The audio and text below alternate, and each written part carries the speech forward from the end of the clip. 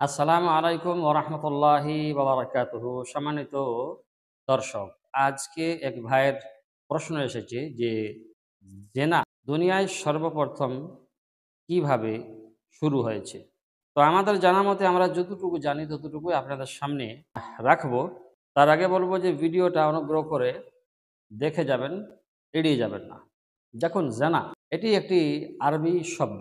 জেনা পুরুষ এবং মহিলা বিবাহ ছাড়াই যৌন সঙ্গম বা যৌন মিলন বা শারীরিক চাহিদা পূরণ করাকে জেনা বলা হয়, যেটা ইসলাম দৃষ্টিকোণে একেবারে হারাম হারাম হারাম।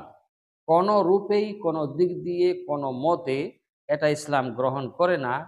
বৈবাহিক নিয়ম ছাড়া নাজায়েজ উপায়ে বেবিচারী করুক, এটা আল্লাহ তাবারক ওয়া তাআলা একেবারে জঘন্যতম হারাম বলেছেন।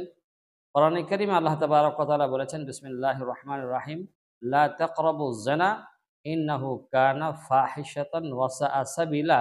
তোমরা জানা তো দূরের কথা, জানাহের নিকটবর্তীও যেও না, কেননা এটা হলো খারাপ রাস্তা। ওয়া সাআ সাবিলা, এটা হলো খারাপ রাস্তা। তাই গুনাহের রাস্তা যে খুলে, এই বেবিচারী জেনা দিয়ে খুলে। অতএব ক্ষেত্রে জেনা হলো আরবি শব্দ, আর জেনা ইসলাম দৃষ্টিকোণে একেবারে হারাম। জেনার ইসলামী ব্যাখ্যা হলো বৈবাহিক নিয়ম অনুযায়ী পরস্পর বিবাহের সম্পর্কে স্থাপন না হয়ে দুই মুসলিমের মাঝে অবৈধ যৌন বিষয়ক সম্পর্ক। এটি একটি ধর্মীয় নিষেধাজ্ঞা।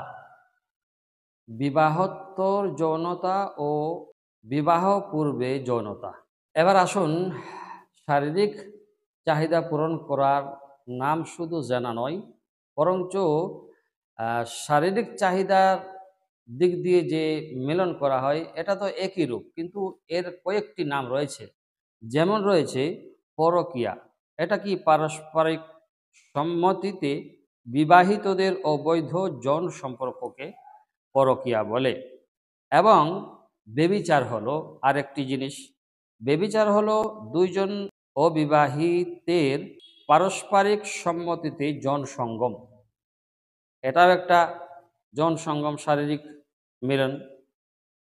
পতিতা, একটা হলো পতিতা বৃত্তি, অর্থের বিনিময়ে যৌন সঙ্গম।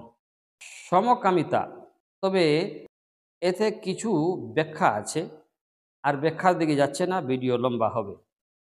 আর তারপরে হলো সডমি, অর্থাৎ পায়ু সঙ্গম, অর্থাৎ পিছনের রাস্তা দিয়ে।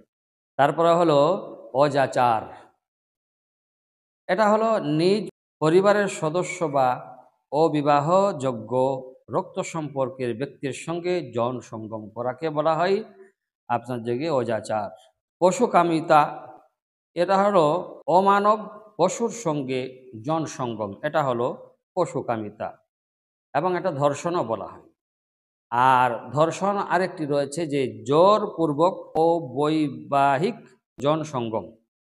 এসব কিছু জেনার অন্তর্ভুক্ত, যেগুলো আমি বললাম। তবে শাস্তির বিধান কমবেশ হওয়ার কথা আছে আল্লাহর কোরআন এবং রসুলের হাদিসে। জেনা হলো কবিরা গুনাহ। জেনা করবে যে, সে কবিরা গুনাহ করবে, যা তওবা ব্যতি রেখে ক্ষমা বা মাফ হয় না। কোরআনে আল্লাহ তাবারক ওয়া তাআলা বলে দিয়েছেন, বলা হয়েছে যে ওয়ালা তাকরাবুজ জিনা, যেটা আমি পড়েছি, ওয়ালা তাকরাবুজ জিনা, হ্যাঁ, যার অর্থ হলো তোমরা জেনার ধারে কাছেও যেও না।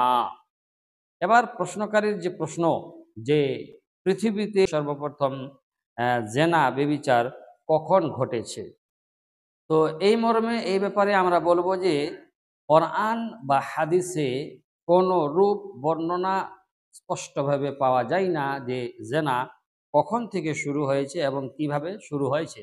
তবে আল্লাহ তাবারক ওয়া তাআলা সূরা আহজাবের ৩৩ নম্বর আয়াতে বলেছেন, প্রাচীন জাহিল যুগের বা প্রাচীন জাহিলি যুগের নেই সৌন্দর্য প্রদর্শন করে বেরিয়েও না। এর ব্যাখ্যায় মুফাসসিরগণ বলেছেন যে এটি আদম ও নূহ আলাইহিস সালাতু ওয়াস সালামের মধ্যবর্তী সময়ের। আবার কেউ বলেছেন নূহ ও ইদ্রিস আলাইহিসসালামের মধ্যবর্তী সময়ে ছিল।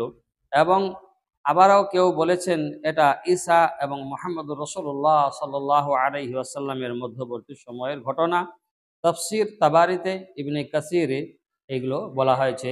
এবার সর্বশ্রেষ্ঠ সবথেকে ভালো আল্লাহ তাবারাক ওয়া তাআলা ছাড়া আর কে জানেন, তাই আল্লাহ সর্বাধিক অবগত। সেজন্য আমরা জানতে পারলাম যে জেনা কখন কিভাবে শুরু হয়েছে, যেহেতু স্পষ্ট হলো না, কোরআন হাদিসে যেহেতু স্পষ্ট নেই, সেজন্য ভালো থাকবেন। ওয়াসসালামু আলাইকুম ওয়া রাহমাতুল্লাহি ওয়া বারাকাতুহু।